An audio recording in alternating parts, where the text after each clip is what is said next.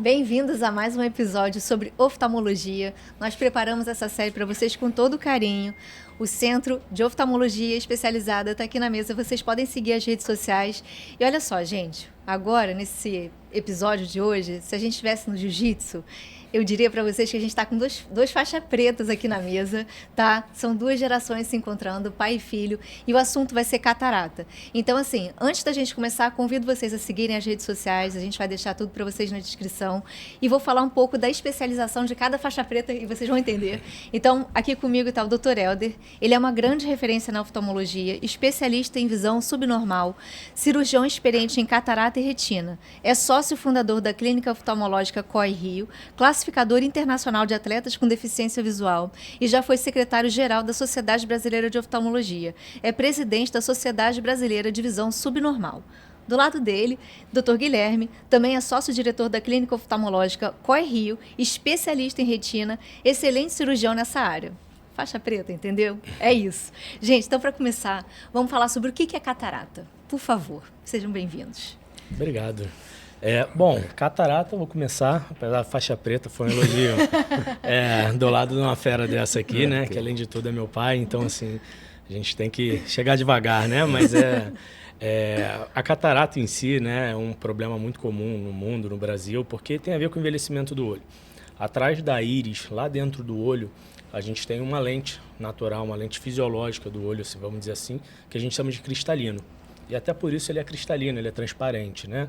Ele é responsável por dar um grau do olho, tá? Ele tem em torno de 20 e poucos graus que ele vai dar no olho, que vão ajudar a definir que tipo de grau a gente vai ter, miopia, hipermetropia, astigmatismo ou nada.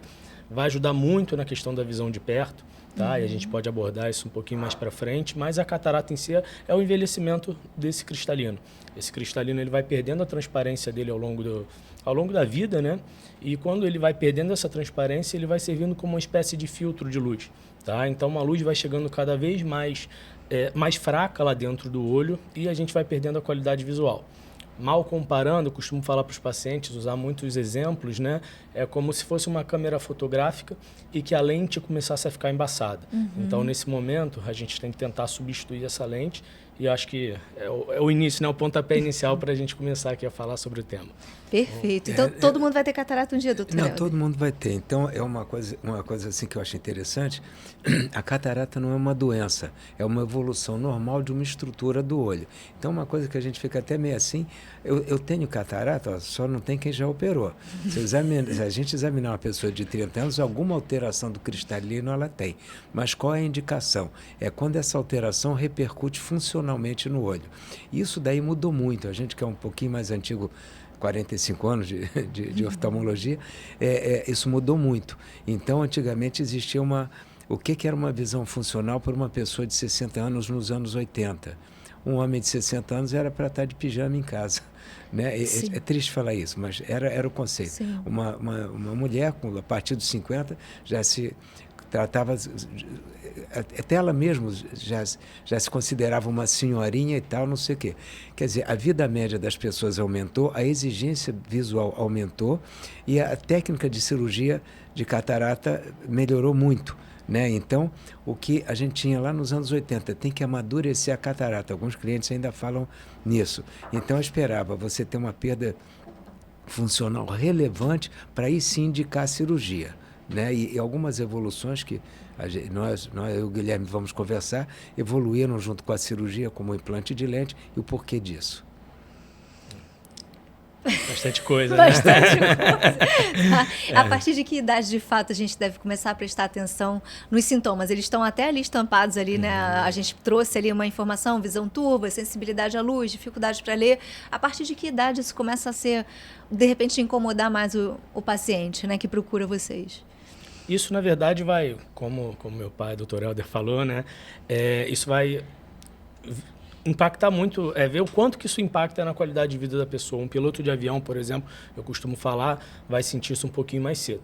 Mas, em geral, a gente costuma falar a partir dos 55, 60 anos, tá? É muito difícil a gente pegar um paciente de 60 anos que não tem nem catarata nem cabelo branco. Então, assim, a gente faz esse tipo de brincadeira porque é realmente o envelhecimento natural do cristalino.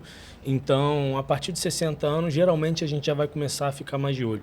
E o quanto que isso impacta, né? Como foi bem dito aqui, às vezes se você...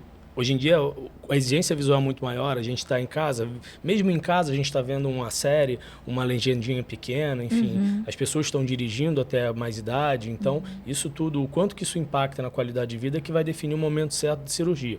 Mas a partir de 60 anos, eu acho que para a gente fechar um número, com certeza a gente já tem que ficar mais de olho. Tá. Só comentar que existe catarata congênita. O bebezinho ele nasce com a catarata e dependendo do grau de opacidade, você vai operar ele entre 4 e 6 semanas. E tem uma coisa que é importante ressaltar, o porquê dessa precocidade e o pós-operatório, que é muito mais importante do que isso. Nós não nascemos sabendo ver. Nós vamos aprender a ver. Então, se um bebezinho desse nasce com uma catarata bem densa, que não está tendo estímulo visual, o que vai desenvolver a visão da gente a nível da córtex visual são os estímulos do meio ambiente. A princípio, estímulos com maior contraste, depois menos contraste, depois direcionamento, fusão de imagem e uma série de evoluções. Então, se você não tem visão, você tem que facilitar que ele tenha acesso a isso. E nesse caso de uma criança assim, muito importante a estimulação dessa visão no pós-operatório. Então, o tal do teste do olhinho, que se fala muito para retinoblastoma e outras doenças, também pega a catarata congênita e a precocidade do tratamento faz muita diferença. Engraçado que dentro desse tema, eu sou mãe de 2 crianças, o teste do pezinho é amplamente divulgado, né? E agora, então, o teste do olhinho, que para mim eu estou ouvindo falar agora, assim. Então, existe hoje uma preocupação já com o recém-nascido, já voltada para essa questão, não só da catarata, mas identifica também algumas outras doenças. Sim. Ótimo, perfeito. Retinoblastoma, às vezes um granuloma, toxocaríase, tem algumas coisinhas que podem ser detectadas e a partir disso você vai investigar e traçar a conduta mais adequada. Que legal. Hoje em dia, já há alguns anos, na verdade, isso ficou muito popular agora, mais recentemente, até por conta do caso do Thiago Leifert, né, que expôs e ajudou muito a divulgação da importância desse tipo de exame, né? E aí extrapola também a questão da catarata, mas a catarata congênita é identificável nesse exame. Tá? É importante, praticamente todas as maternidades, o bebê já sai da maternidade com teste do olhinho feito pelo próprio pediatra. Que legal. Tá? Mas é recomendado pela Sociedade Brasileira de Oftalmopediatria que até 6 meses ele vá ao oftalmo para fazer uma consulta um pouquinho mais ampla. Então é interessante isso, é pouco divulgado, ficou um pouquinho mais divulgado agora mais. Acho que até para os pediatras em si isso ficou uma questão mais fresca, assim, a gente tem recebido mais encaminhamentos para fazer exame nessas crianças, mas é importante. Ainda precisamos falar mais sobre isso, com né? certeza. Que legal. Assim, o que é legal a gente falar dessa questão do diagnóstico na criança, mas aí surge a curiosidade, né? Como é que os pais reagem quando recebem um diagnóstico que a criança nasceu ali com uma catarata? Como que vocês lidam com entregar essa notícia, né? Como é que é para vocês? Em geral é uma surpresa, né? É sempre uma surpresa. Muitas das vezes, o desenvolvimento de catarata pode estar atrelado a outras alterações do desenvolvimento. Então, a criança, às vezes, pode já ser uma criança sindrômica. Então, o pai já está mais acostumado a ir no médico, achar alterações. Então, de repente, vai receber isso de uma forma, não sei se melhor, né? Acho que não diria melhor. Mas receber esse diagnóstico sabendo que tem outras coisas, que tem que encarando de uma forma natural que tem que fazer um tratamento, tá? Nesse caso cirúrgico, né? Sim. E aí a gente vai planejar isso e definir da melhor forma. Mas é sempre uma surpresa. Recentemente teve lá na clínica a gente também tem um setor forte de oftalmopediatria e foi feito um diagnóstico numa criança recentemente, uma criança de 6 meses. E foi engraçado que depois a secretária, acho que por eu já ter mais tempo de clínica, acho que ter mais afinidade, ela, acho que no dia seguinte, foi lá no meu consultório, bateu e falou: Guilherme, criança pode ter catarata? Eu falei: pode. Enfim, assim, você vê, a surpresa não é só às vezes do pai ou das pessoas que não estão... não tem isso no seu dia a dia, né? Mas assim, até uma pessoa que já trabalha na clínica, às vezes tem esse tipo de surpresa. mas assim, não é tão comum, tá? Então, assim, vou até passar a palavra aqui para a experiência, que ele com certeza vai ter mais casos que eu aqui. A catarata, como o Guilherme falou, o cristalino é uma lente, ele fica, a menina dos olhos, a pupila é um buraco, é um orifício, e ela fica ali atrás. Então, uma catarata, quando está numa fase muito, muito avançada, ela fica branquinho, né? Quer dizer, antigamente tinha essa história do amadurecer, que eu comentei. Hoje em dia nem isso. Então você pode ter uma catarata que não está totalmente branquinho. Então no teste do olhinho que você faz, que é mais grosseiro, é com isso. Mas você pode ter, não está tão branquinho, e como a catarata geralmente vem aos poucos, a pessoa mais ou menos vai se acostumando com isso. Né? Então a gente tem um poder de adaptação, e isso é que a nossa sobrevivência está atrelada a isso. É verdade. As situações que não são confortáveis. Então, eu vou dar um exemplo aqui. Tinha uns 50 e poucos anos, ele era diabético, uma pessoa muito bacana, professor de educação física. Eu tratei da parte da diabetes na retina dele, ele montou um comércio lá na Tijuca, com uns 2 anos sem aparecer no consultório. Aí, quando ele veio, eu estou examinando ele, eu falei, olha, a tua visão caiu, não sei o quê. A esposa dele estava sentada de acompanhante. Não, ele dirige moto, ele não sei o quê. Não, tudo bem, você deve estar dirigindo moto, mas você deve estar evitando dirigir à noite, porque com a catarata você perde visão de contraste, então visão noturna cai. Você deve estar dando uma distância um pouquinho maior do carro da frente e tal. Só que isso, como ela, em geral, vem vindo aos poucos, você vai se adaptando e você não tem essa noção. Tem um exemplo. Uma amiga estudou com a minha esposa, o pai dela com 50 e poucos anos, isso eu estou falando final dos anos 80, 90. Dentista aqui em Volta Redonda, diabético, aí ele, no Google da época, ele foi ler que diabetes levava a cegueira, uma causa importante de cegueira, e aí ele começou a reprogramar a vida dele. Ele começou a criar frango, vender ovo, vender frango e tal, e no final era catarata, a retina dele estava legal, a gente operou, e ele ficou com as duas coisas, ficou com frango e continuou atuando como dentista, muito legal. Que legal. Isso, muito legal. Mas assim, ele se programou por uma coisa que ele achava, por uma outra doença, né? E no final era a catarata que estava começando a limitar a visão dele. Na visão de vocês, então, existe um receio, ou a pessoa que recebe o diagnóstico de catarata, ela não está preparada, ela tem medo? Quais são os principais medos e o que vocês sentem quando vocês dão um diagnóstico no consultório? Olha, é a catarata, aí vocês já tranquilizam, mas a pessoa já vem com algum receio? O que vocês mais ouvem referente a esse diagnóstico, depois que ele é dado? É assim, quando a gente fala em catarata, eu acho que é muito importante dizer que catarata não é uma doença, como já foi falado, é o cabelo branco do olho. Então, dizer, você tem catarata, todos nós temos algum. Então, um termo assim que me incomoda um pouquinho, princípio de catarata. Uma pessoa de 30 anos tem princípio de catarata, mas não é por isso que você vai operar. Você vai operar se isso está repercutindo na visão funcional, e a visão funcional, como o Guilherme falou, é diferente de um piloto de caça para um lavrador. Né? Não desmerecendo ninguém, mas é diferente. Então, essa necessidade de visão funcional é diferente. O quanto isso repercute é que a gente vai indicar. Então, explicar que a catarata não é uma doença. E outra coisa que é importante é assim, uma situação que você pode resolver. Né? Se você não pode resolver, por exemplo, eu perdi uma perna. Eu não vai crescer outra perna no lugar. Então, vou botar uma prótese, vou me adaptar, vou fazer a reabilitação, vou conviver com isso, mas de uma maneira o mais saudável possível, com uma atitude proativa, né? Dentro do que vocês estão falando, veio uma coisa na minha cabeça que tem a ver com vocês citaram profissões, né? Mas os nossos hábitos mudaram muito. A gente fez um comparativo dos anos 80 de como que era esperado o comportamento de pessoas com 50, 60 anos. E hoje a gente tem crianças que já nascem com telas na mão, com aquele uso frequente, descontrolado. O quanto que isso impacta, o quanto que vocês avaliam esse modo de vida hoje atual, não só pela profissão, mas pelos nossos hábitos que estão exigindo muito dos nossos olhos. E aí, se isso também tem algum tipo de influência no diagnóstico ou no desgaste natural da visão? Existem 2 aspectos para se abordar aqui. Tá? Primeiro, o refratométrico, vamos dizer assim, palavra difícil, mas o grau. Tá? A questão do grau, a gente está vendo um boom de miopia em crianças com abuso de tela de perto, tá? E isso, principalmente nessa fase de desenvolvimento, é muito importante, tá? E a gente vê nos adultos a necessidade da visão de perto, né?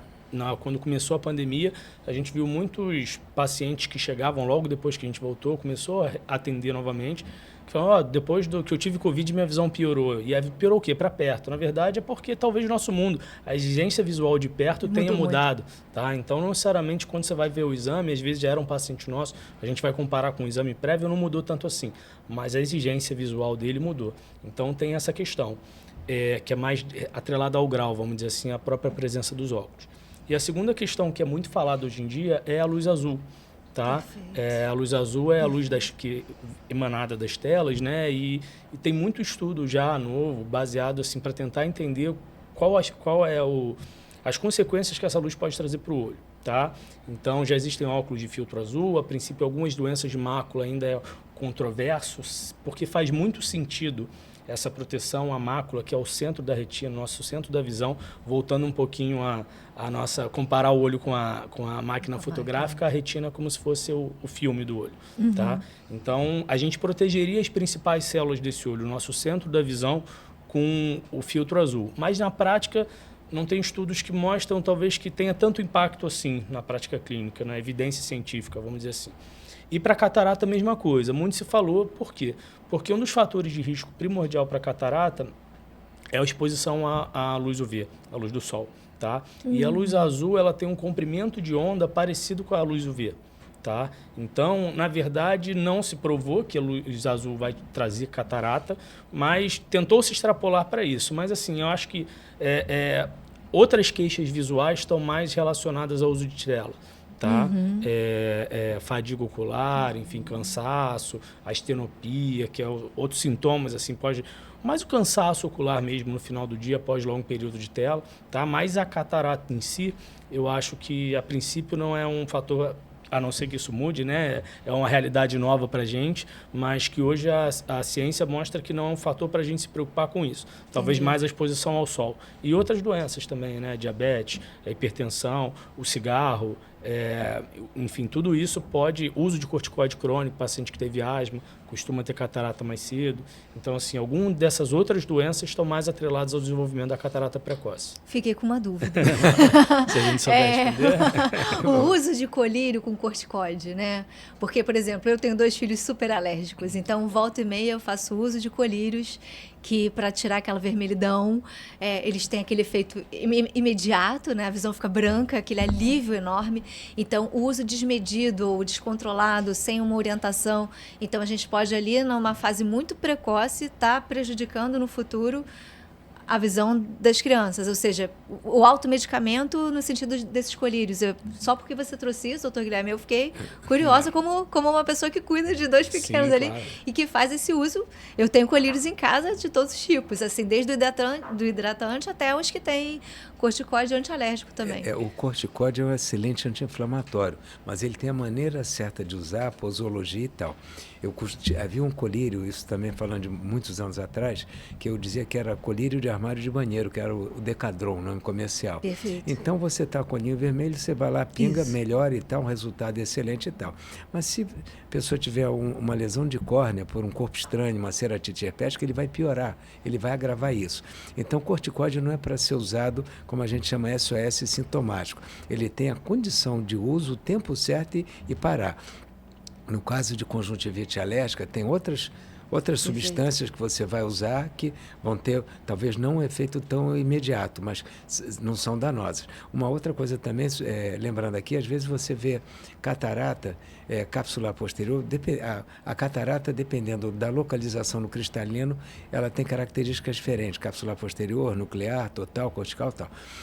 Na cápsula posterior, geralmente, pessoas com diabetes, o Guilherme falou ainda há pouquinho, geralmente o diabetes tem uma catarata mais precoce, mas pessoas que tiveram que fazer uso de corticoide. Criança, aí você vai pesquisar. Você tinha crise de asma, bronquite na infância? Então, com frequência, essa pessoa usava. Perfeito. Né? Então, Perfeito, isso às vezes está atrelado. Perfeito. E quando vocês estão falando da exposição ao sol, eu vou perguntar em seguida se o número de cirurgias no Brasil aumentou, diminuiu, quantas que são realizadas por ano, mas a proteção, o que a gente pode fazer para evitar chegar... Existe alguma forma... o óculos escuro, de fato, é algo que a gente deve usar como protetor solar, que é tão indicado no caso de pele e tudo mais, mas existem fatores que a gente pode adequar para a nossa realidade, para ter uma qualidade de vida dentro do olho que fazem sentido e que a gente pode aplicar no dia a dia? Sim. Costumo brincar que é o sol do dermatologista, né? Que é o sol da manhã, assim, e do final da tarde, que são os ideais. Mas é claro que a gente sabe que a gente vai sair na rua, enfim, a gente tem uma vida ativa, né? Então, a gente vai estar exposto a maiores períodos de radiação também. Então, sempre interessante, não é nada também, olha, sair um dia sem óculos escuros vai ter um problema maior, mas é sempre interessante, ou proteção, um boné, um óculos escuros, para proteger o olho, sim. Isso é legal, é interessante, principalmente nesses períodos de maior exposição solar. Perfeito. E vocês notaram, agora falando dos dados, né? Quantas cirurgias são feitas em média no Brasil? Houve um aumento? Diminuiu? As tecnologias estão ajudando de alguma forma? Como é que a gente está em termos estatísticos? Então, os dados mais recentes mostram que de 2014 para cá, então assim, até 2023, na verdade, ou do agora de 2024, a gente ainda não tem esses números. Tá? Foram realizadas mais de 5 milhões de cirurgias de catarata no Brasil nesse período de 10 anos. Tá? E isso uma crescente anual, né? Mais com uma descendente óbvia no período da pandemia, que catarata, via de regra, é uma cirurgia eletiva. Então, no ano de 2020, a gente teve um decréscimo mais normal. Né? Então, as pessoas adiaram um pouquinho operar catarata, mas ano passado, a gente teve quase 900 mil cirurgias de catarata no Brasil. Ano passado não, perdão, 2023. Tá? Então, se você pega nesse recorte de 2014 até 2023, de 5 milhões, e você pensa que 900 mil, quase 1 milhão, foi feito só em 2023, você vê que está tendo um crescimento muito grande. E aí são várias questões, né? A evolução da cirurgia em si, a segurança da cirurgia, a gente não ter que esperar a catarata ficar mais tão grave para operar. A própria segurança levando aos pacientes ficarem mais confiantes para operar. Todo mundo conhece alguém que operou, que teve um resultado bom. Claro que complicações existem, mas que tiveram resultados bons, então estimulam outras pessoas. A gente às vezes opera. Recentemente eu operei uma paciente lá da clínica, eu operei os 2 olhos e um deles foi associado a uma cirurgia de retina. Ficou bem, operou o outro. E o marido, que sempre vinha acompanhando, ele falou: gostei disso aí, quero operar também. E eu fui ver, ele não tinha. Ele tinha na verdade, ele tinha uma catarata muito pior que a dela. Já era para ele ter sido operado muito antes. Mas, enfim, a gente operou o segundo olho dele tem 1 mês aí, ele está super feliz, já está enxergando tudo, mas é engraçado isso, né? Então, assim, isso tudo acho que contribui. Tá? A segurança, mais oftalmologistas, mais gente fazendo bem a cirurgia, a evolução das lentes, mas realmente é uma cirurgia que tem ficado cada vez mais segura e o crescimento dela tem sido exponencial. Isso também está ligado assim, ao aumento da vida média da população, a exigência visual maior, voltando aí aos anos 80. A pessoa não tinha que ler o WhatsApp, ela não usava computador, né? E hoje em dia eu tenho pessoas com quase 90 anos que ainda trabalham. Essa semana atendi, sei lá, pelo menos 5 pessoas com mais de 90 anos. Não, isso é muito bacana. Eu tenho uma história que foi muito bacana, uma grande amiga minha. Eu operei a avó dela, ela estava na sala. Aí, quando acabou a cirurgia, ela começou a chorar. Eu falei, abracei ela, o que é que está vendo, maninha? Não, a família não queria que ela operasse porque ela tem 93 anos. E eu fiquei responsável. Se alguma coisa desse errada, a família toda vinha em cima de mim. Essa senhora tinha indicação de operar o segundo olho, mas eu gosto de deixar o cliente à vontade. Essa senhora voltou no consultório com 102 anos querendo operar o outro olho. Aí ela não tinha condição clínica para operar. Ela veio a falecer com 104. Mas ela passou esses 11 anos da vida dela vendo. Então, não é que tem muita idade. Então, tinha muito esse conceito nos anos 80. Era normal uma pessoa com mais de 60 anos, ou era diabética, ou DPLC, que é enfisema e tal, já tinha tido 1, 2 infartos, aí o anestesista não queria fazer anestesia. Então, tudo isso evoluiu. A anestesia, as técnicas de você tratar essas doenças assim, mais crônicas, né? Então, isso melhora, assim, e explica esse número que o Guilherme está falando. Com certeza. E hoje ainda, quando vocês lidam com um paciente dentro do consultório, qual é o maior medo? Eles perguntam como é a cirurgia. Acho que é importante a gente falar para quem está ouvindo, né? Para quem está assistindo. Como é a cirurgia de fato? Como que é o procedimento? Quanto tempo demora? Enfim, como é? Não, eu acho que o medo é normal. Eu vou operar meu olho e vou tranquilo. Não vai. Eu vou operar o meu coração e tô indo tranquilão. Não tá. Eu vou operar meu cérebro, não, mas vou operar o dedo mindinho. Não, eu já vou mais tranquilo. Então, a ideia de operar o olho, ela realmente assusta. Então, cabe realmente a gente mostrar. E aquilo que o Guilherme falou, é muito mais, as mulheres e tal, vocês são muito mais corajosas. Tá? Isso. Mais um ponto a favor de vocês. E a outra coisa, geralmente se vê numa sala de espera, tem mais mulher do que homem. E a sobrevida das mulheres, ela é maior. Dando uma aula lá, eu fiz um levantamento que no ano 2050 vai ter o dobro do número de mulheres do que de homem. Eu até, numa aula que eu estava dando lá no Congresso de São Paulo, eu até brinquei. Por isso que todas elas têm um vestido preto e um óculos escuro que já estão preparadas. Mas assim, é mais normal até aí. Isso, o exemplo que o Guilherme falou é perfeito. Estava a senhora que ele operou e tal, e o marido resolveu ver. A catarata dele era pior do que a dela. Só que ele foi se acostumando com a situação, um pouco de medo, um pouco de adaptação à situação nova, né? Mas a cirurgia em si assusta, é uma coisa que impede até homens e mulheres, aí eu acho, de buscarem a cirurgia. Como que é o procedimento, doutor Guilherme? Eu acho que são vários medos, né? Medo de ficar cego na cirurgia. Perfeito. Que é complicações, eu costumo falar, porque até pela segurança que vem evoluindo, a gente vê em alguns lugares pessoas banalizando, né? Às vezes o paciente, olha, meu vizinho fez e foi super tranquilo, ele falou que é rapidinho, tira ali, já bota e vai para casa enxergando. Eu costumo falar, ó, né? Nem todo mundo é seu vizinho e no olho a gente ainda tem uma particularidade que nem o olho direito é igual ao esquerdo. Perfeito. Então, assim, é comum um paciente às vezes fazer de um olho, depois fazer de outro, ter experiências um pouquinho diferentes de um olho para o outro. Isso é super normal, mesmo com a cirurgia indo bem, tá? Mas é uma cirurgia super segura. Hoje em dia existem duas formas principais de anestesia, tá? Uma é feita com colírios, basicamente.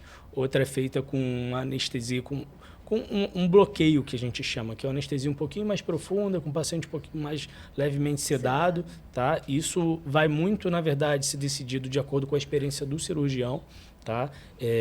O quão confortável ele fica com cada uma dessas técnicas, porque nas duas, a princípio, no dia seguinte, a pessoa vai estar enxergando bem e sem maiores complicações relacionadas à anestesia. Tá? Então, a gente costuma explicar isso, que um grande medo é o paciente falar, poxa, mas eu vou ver tudo na cirurgia? Então, assim, esse é um receio, mas assim, porque realmente o paciente fica um pouquinho acordado. Sim. Se a gente tivesse que sedar ele totalmente, seria uma anestesia geral, assim, um risco de vida aumentado, enfim, uma série de coisas que não justificam. Então, é basicamente uma anestesia leve, que o paciente fica sedado para poder dar uma relaxada e contribuir com a gente durante a cirurgia. Então, ele vai ficar vendo uma luz clara durante a cirurgia. Ele então, chega a interagir com vocês? Vocês chegam a fazer algum tipo de pergunta? A gente evita, né? Tá tudo bem aí? Mas às vezes o paciente pergunta, olha, acordei agora, tô bem, não, tá andando bem, já tá acabando, bem rápido. Quanto tempo é mais ou menos, doutor Guilherme? Uns 10 a 15 minutos. Super rápido. Assim, claro muito que rápido. Demora um pouquinho mais, né? Eu costumo falar para o acompanhante que fica no quarto, eu falo, a gente fala que o procedimento às vezes vai durar uns 15 minutos, mas é muito mais que isso, porque ele vai chegar, anestesiar, preparação, né? Então, assim, 15 minutos do cirurgião, né? Tá. Então, é um pouquinho diferente. Não, e é engraçado isso, quando ele pega, como o Guilherme falou, 10, 15 minutos e tal. Ele conta 10, 15 minutos a partir do momento que ele saiu do quarto. Isso. Não é o tempo cirúrgico. Ansiedade básica. Não, já tá meia hora. já passou dos 15, Sim, né? Então, ele fica.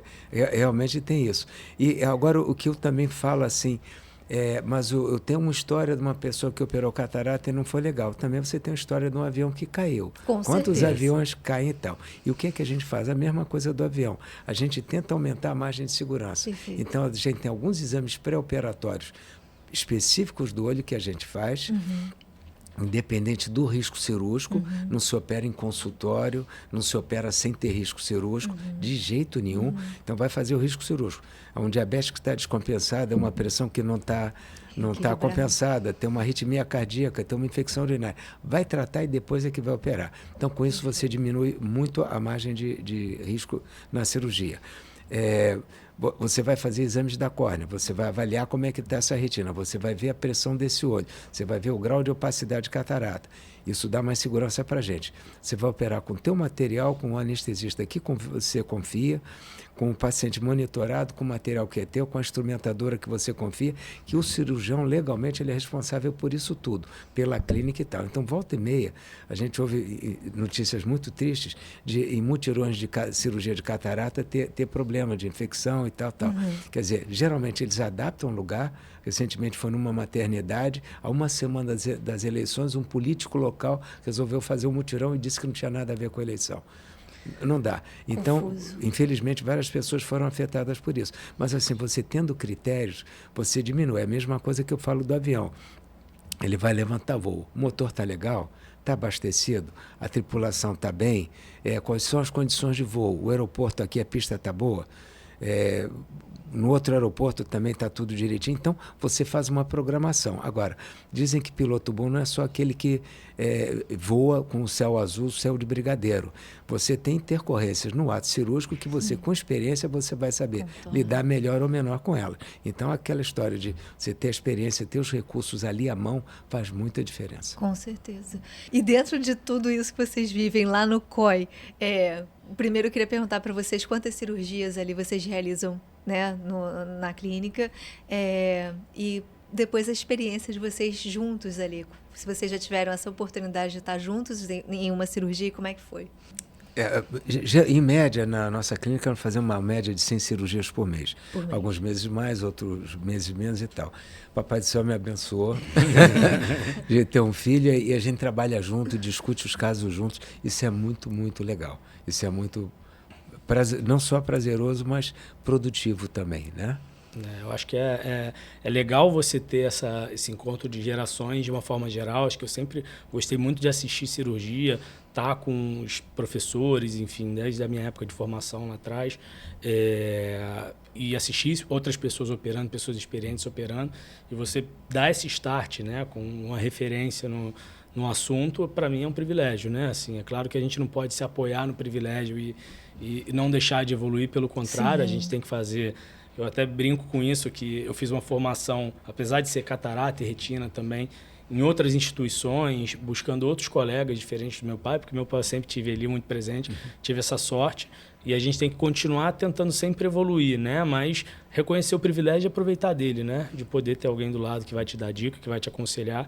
Então, sempre que a gente pode operar junto, hoje em dia a gente, ainda em alguns casos, a gente ainda opera junto, é um privilégio, enfim, para mim eu imagino para o paciente também. Não, para os dois. Recentemente a gente operou uma amiga, que eu sou padrinho de casamento dela, e quando o Guilherme entrou agora eu estou segura.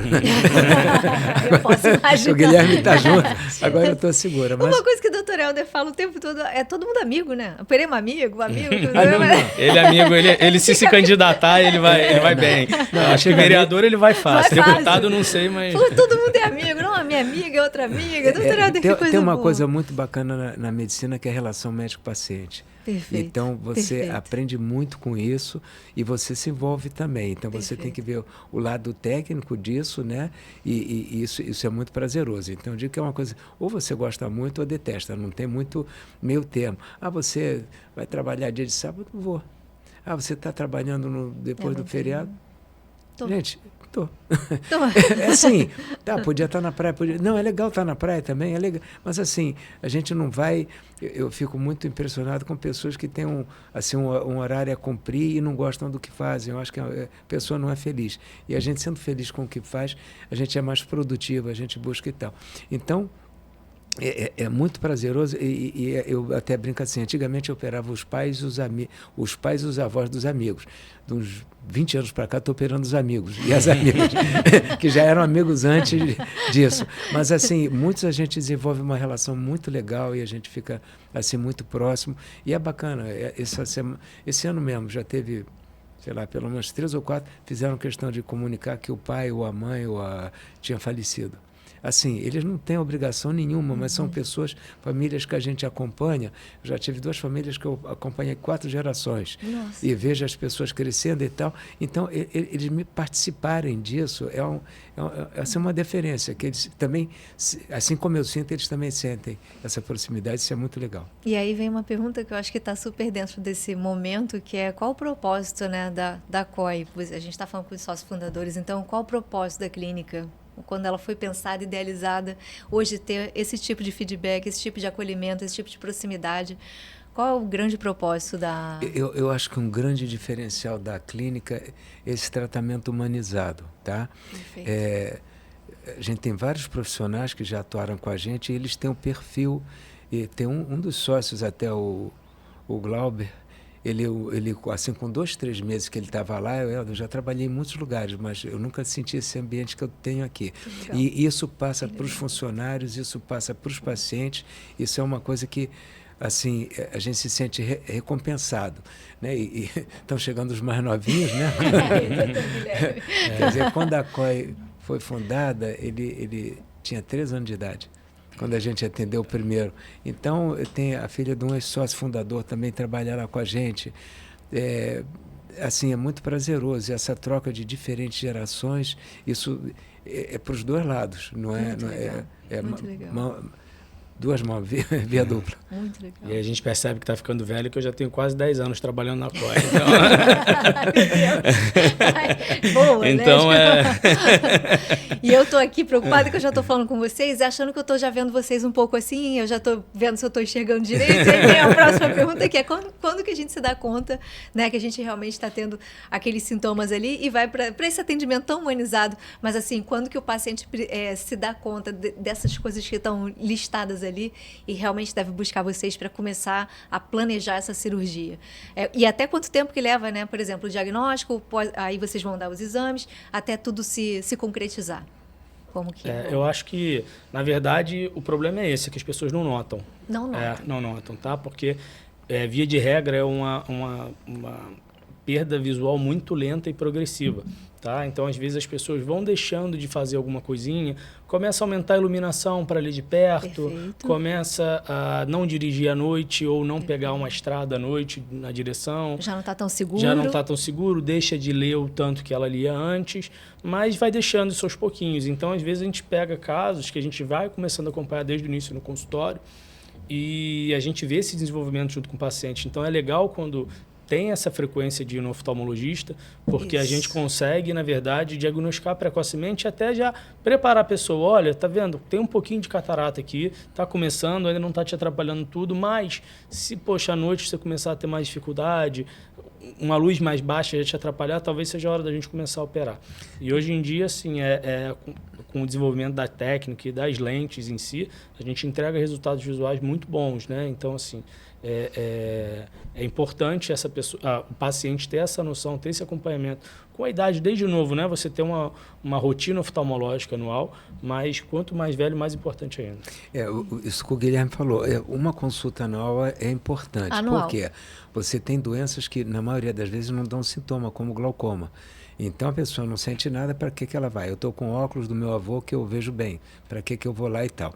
Em geral, a grande indicação da cirurgia de catarata é quando você tem uma perda de visão funcional. Mas existe uma situação que é mais rara, mas que pode acontecer. Você pode estar descompensando o olho, geralmente pessoas com uma hipermetropia mais alta. O comprimento axial do olho é menor.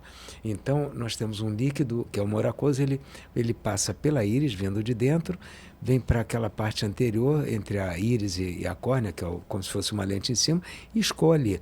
O olho é menor, então por onde ele escoa, que a gente chama de ângulo, ou seja, o camerular, ele pode ser menor. E à medida que o cristalino vai evoluindo na catarata, ele vai ficando mais intumescente e vai empurrando a íris, vai fechando o ângulo. Então você faz o exame, aí você vê que esse espaço da câmara anterior está mais raso. Aí você faz um exame que é a gonioscopia, para ver se aquilo já está fechando o ângulo ou não. Que se fechar o ângulo, aí você pode fazer uma iridotomia com laser e tal, mas você pode evoluir para uma crise aguda de glaucoma. Então, se você está monitorando isso, às vezes pode ter uma situação dessa. doença que está descompensando a córnea ou está descompensando em termos de pressão do olho, e você tem que antecipar a cirurgia de catarata, mesmo que a visão funcional seja boa. Você vai explicar isso tudo para o paciente. Você não tem como prever a evolução da catarata. Ela não vai assim certinha. Né? Ela de repente dá um salto aqui, estabiliza um tempo, dá outro salto lá e tal. E não tem como influenciar nisso. Vou usar o colírio. Antigamente, a gente pensa que antigamente, quando eu penso que está sepultada, aí vem o da homeopatia, vem o da alopatia, vem o remédio italiano, né, e tal. E às vezes, recentemente eu ouvi que um veterinário indicou para a catarata do cachorro um remédio que nos anos 80 se viu que não tinha razão nenhuma, que era a bendalina. E a dona do cachorrinho, do pet lá, ela estava indo para o consulado da Itália para importar. Acho que ela não consegue isso nem mais na Itália, que foi nos anos 80, foi visto que... Mas assim, um veterinário disse para ela, e tadinha, desestabilizou ela emocionalmente. Então tem algumas situações que você tem que acompanhar. Uma outra situação também, a córnea, ela é como se fosse uma lente em cima do colorido do olho. Então, nos exames que a gente faz de córnea, a gente vê a parte de celularidade dela. Se você tiver menos células aí tem algumas alterações, a principal é a córnea gotata, você não deve deixar a catarata evoluir muito para operar. Por quê? Você vai usar mais ultrassom e você vai perder mais células. Então, numa catarata com essas condições, com menos células, com falhas celulares, você tem que até antecipar. Então, e agora, tem cataratas que você pode dizer, não, a pressão está controlada e tal, você já tem uma perda de visão funcional. Indicação você já tem, mas se você não quer operar agora, de 4 em 4 meses vamos monitorar isso. Porque a evolução é relativamente rápida, então é legal você estar de olho ali, só para você evitar que chegue num extremo como esse. E a gente falou muito do antes, né, e da cirurgia em si, e como que muda a vida dos pacientes depois, né? Qual é o impacto que eles têm, que eles voltam para vocês e falam o que mudou, como é que é agora, enfim, ter a visão restabelecida. O que vocês têm de relato sobre isso? Tem casos fantásticos, né? Assim, hoje em dia, até com a evolução das lentes também, de você poder, às vezes, entregar uma visão funcional para longe, para perto, intermediário, enfim. Além disso, além do que já era fantástico lá atrás, porque o objetivo primário da cirurgia é você remover a catarata, né? E com a evolução da técnica e das lentes, hoje em dia, a gente ainda tem um objetivo secundário, que dependendo do olho, enfim, isso com a consulta médica, com a conversa com o paciente, a gente pode definir melhor o melhor tipo de lente a ser usado para cada paciente. Mas os resultados hoje em dia são quase que imediatos. Tá? Assim, alguns pacientes podem demorar um pouquinho mais a se recuperar, dependendo vamos dizer assim, do inchaço que a cirurgia possa gerar, do edema, se são cirurgias mais complicadas ou não, tá? Mas é muito legal. O primeiro impacto é sempre a questão da cor, porque a catarata ela filtra muito a luz. Então, e ela amarela um pouco, então você perde um pouco a noção, principalmente da cor azul ou das cores mais vivas. Então, quando o paciente opera o primeiro olho, e a gente geralmente acaba operando o pior olho primeiro, e aí o paciente fala, não, mas eu vou operar só esse porque o outro meu tá bom. E aí quando você opera o primeiro olho, o paciente, nossa, o meu bom é ruim, e eu não sabia. Ótimo. Então, assim, mas essa primeira percepção de cores é fantástica. Assim, uma coisa que aí depois de poder tirar ou diminuir a dependência dos óculos do paciente, é outra coisa que vem em conjunto, assim, que é realmente muito, muito legal. Impacta mesmo, demais, né? Então, a qualidade de vida mesmo. E quando vocês falam lente aí como leiga, como é que assim, a lente fica dentro do olho? Deixa eu falar só mais um pouquinho disso da satisfação, que eu acho que tem umas coisas legais. A gente tem um amigo, ele foi residente lá no Benjamin Constant, um profissional de primeiríssima, e foi muito interessante. Ele operou uma senhora de catarata e ela brigava com ele no corredor que ele tinha piorado a visão do outro olho. Ela começou a ver bem dele, aí ela brigava, e ela era uma pessoa assim mais simplória, ela não conseguia entender. Teve uma criança que eu atendi que era paralisia cerebral, ela tinha dificuldade na comunicação e tal, depois ela operou e a mãe dela falou, quando chegou em casa, ela começou a olhar as coisas assim de casa, no trajeto de casa ela prestando atenção. Isso pra gente é muito, muito prazeroso. Eu me lembro, já tive isso. tinha 47 anos, atendi uma menina, uma pessoa da minha idade, com síndrome de Down, e ela era surda também. E ela já tinha catarata. Quando a catarata é muito densa, é que fica o branquinho na menina Sim. dos olhos. Isso é quando ela está muito avançada. Felizmente, hoje é mais raro a gente operar nessa situação. Então, você imagina, uma menina com síndrome de Down tinha dificuldade na fala e surda. Aí, quando foi operar, não é o comum, a gente geralmente opera um olho e opera o outro. Mas ela não tinha a menor condição de colaborar. E quando é nesses casos, mas isso é pessoal. Tá. Eu faço anestesia geral e opero os dois ao mesmo tempo. Sim. Ela mudou o comportamento dela e a irmã dela, dizendo que ela estava pegando a migalhinha de pão na mesa. Então, não, isso para a gente é o mais gratificante. E como o Guilherme falou, como a catarata é um filtro mais amarelo, o azul tem um comprimento de onda inferior. Então, você absorve azul, você não pega tanto azul. E teve um senhor, e nós homens somos mais medrosos que vocês, que ele levou uns 5, 6 anos para operar. E ele se pegou num dia, ele é baixado num táxi. Aí o motorista, o que o senhor está vendo? Que azul bonito que o senhor tem aqui no táxi. Ele estava curtindo o tom daquele azul. Olha que coisa... Meu Deus. E que a gente, às vezes, não se dá conta também, né, do que a gente já consegue. E também é um sinal de atenção, né? De que quando aquilo ali não estiver tão nítido, não estiver tão...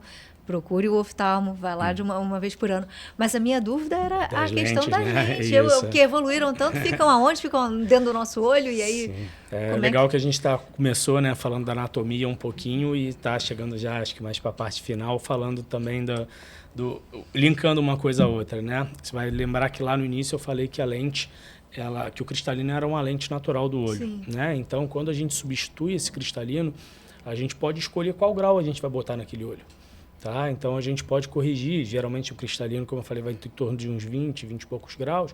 E a gente pode, de repente, olha, tem 2 graus para cá, então a gente vai botar a lente um pouquinho menor, ou 2 graus para lá, uma lente um pouquinho maior. E as lentes, nesses últimos anos, evoluíram muito. Tá? Hoje em dia, existem lentes trifocais que entregam uma visão, às vezes, funcional de longe, de perto, intermediário. Muito boas, lentes monofocais com foco expandido, que a gente fala, tá? Que de repente vão entregar uma visão para longe, para o computador. É claro que tudo isso, hoje em dia, também a questão do vizinho, né, que a gente falou atrás. Meu vizinho botou e está enxergando tudo. Você não é seu vizinho, né? Então, assim, a gente tem que entender a demanda do paciente. Muitas coisas vão interferir na escolha das lentes. Eu acho que isso tem muita conversa com o paciente. E essa escolha vai ser do médico. Tá? Que o médico vai definir que tipo de lente vai ser necessário para aquele caso. Eu vi recentemente agora um colega dando uma aula e ele falou que paciente nenhum escolhe a prótese que vai botar no joelho.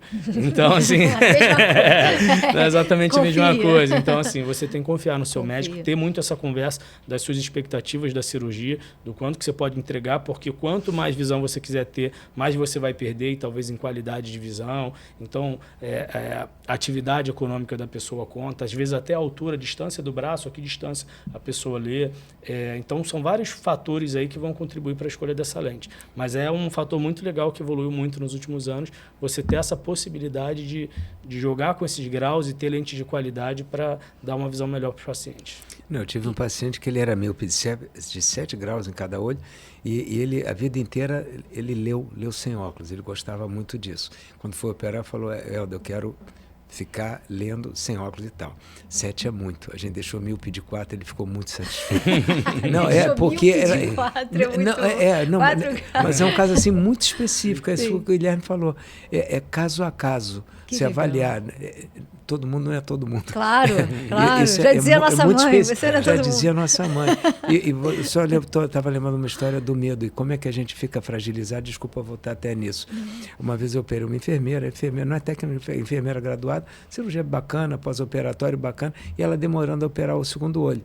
Ela falou, não, que a minha vizinha teve um caso e tal. Eu falei, olha, você é uma profissional de saúde, você já operou um olho, foi tudo bem, você está bem. E olha só como a gente tem um medo, como a gente não lida legal com isso, né? Com certeza. Você acabou operando, ficou bem, graças a Deus, mas assim, como a gente fica vulnerável, como a gente fica fragilizado com essa situação de operar o olho, isso aí. O medo paralisa. E você prestes a ter uma mudança de vida tão significativa. A gente fala que operou a catarata, ficou bom. Existe alguma chance de ter que refazer essa cirurgia? Ela é uma cirurgia de fato única, diante da tecnologia que você já trouxe para cá, doutor Guilherme, da evolução da gente. Então, operou, resolveu, ou existe algum procedimento, uma visita frequente, um acompanhamento específico, Ou fez aquilo ali, vida que segue, vamos embora, como é que é? Isso eu vou te dizer que é 95% dos casos, tá? Em Operou. torno de 1 mês, 15 dias a 1 mês, a gente já libera o paciente para as atividades normais deles. Desde o início já é um pós-operatório bem tranquilo, tá? Mas que a gente já libera bastante os pacientes para as atividades dele a partir de mais ou menos 15 dias, dependendo do caso, 1 mês. Tá? Mas sempre existem casos complicados de cirurgia, a cirurgia deve ser respeitada. Tá? Então, assim, a gente minimiza ao máximo esses tipos de casos, mas eventualmente isso é raro acontecer, mas pode ser que não seja implantada a lente no mesmo ato operatório, seja necessária uma segunda cirurgia para implantar essa lente, enfim. Casos delicados existem e há maneiras da gente consertar ainda esses casos delicados. Tá. Mas é sempre... Via de regra, a imensa maioria dos casos, felizmente, evolui muito bem. A medicina não é uma ciência exata, né? É uma coisa cartesiana. Então, caso a caso é avaliado e, como o Guilherme falou, um olho é completamente diferente do outro. Então, o pós-operatório do primeiro foi assim, desse é assado, agora eu recuperei mais rápido. Então, isso daí a gente respeita. E a gente, como eu sou jurássico, quanto mais tempo você tem de profissão, mais humilde você fica. Perfeito. E mais cuidados você tem. Então, a gente está caminhando para o final do nosso papo. E aí, para quem está assistindo e tem algum receio, para quem ainda não está 100% seguro, eu queria deixar o espaço para que vocês falassem, convidando as pessoas para que percam esse medo, vão até a COI, conversem com vocês, deem esse passo para uma qualidade de vida que faz tanta diferença, como a gente já deixou aqui, claro, no papo. Dr. Guilherme, acho que eu vou começar para deixar ele finalizar, né? Mas eu acho que assim, busquem sempre referências do profissional que te atende. Se você não tem um profissional que te atende, é legal você já começar a criar esse laço, porque uma cirurgia, uma primeira consulta com diagnóstico cirúrgico é sempre mais delicado. Então, assim, busquem referências, vejam se é um lugar legal, se você conhece alguém que já fez com esse profissional. Façam os exames periódicos, então é super importante esse acompanhamento, porque realmente a segurança da cirurgia de catarata é uma coisa que está cada vez melhor e dá uma autonomia, uma qualidade de vida muito grande para todo mundo. Então, busquem os seus profissionais de confiança, que acho que vocês vão ser felizes. Para quem tem visão, 80% da interação com o meio ela é visual. Sim. Então, várias coisas passam por isso. Questão de segurança, até questão do equilíbrio. Uma pessoa que tem uma perda de visão adquirida Sim. de um dos olhos, ela vai ter dificuldade em profundidade, em equilíbrio. Então, a visão ela é muito importante, então a gente cuidar com carinho dela. E tem uma outra coisa também, minha mãe não vai operar a catarata porque ela tem uma doença de retina. Tem uma outra parte que a gente chama de visão subnormal, que é uma reabilitação em termos de visão. Então, você tem como mensurar isso, operar a catarata, mas programando já uma reabilitação para melhorar a qualidade. Não, porque ela já teve isso, não vale a pena operar. Não, dependendo da patologia, vale a pena operar. Ela já tem uma condição que é degenerativa. Mas tudo que você puder resgatar nisso, melhorar a qualidade de vida, é muito importante. É isso. Encerrar, muito obrigada para todo mundo que acompanhou. Se eu fosse encerrar dentro do que a gente começou, falaria né? Os dois pretos aqui. Então, obrigada. Sigam as nossas redes. A gente se vê em breve. Cuidem da vista, cuidem de vocês. Até mais.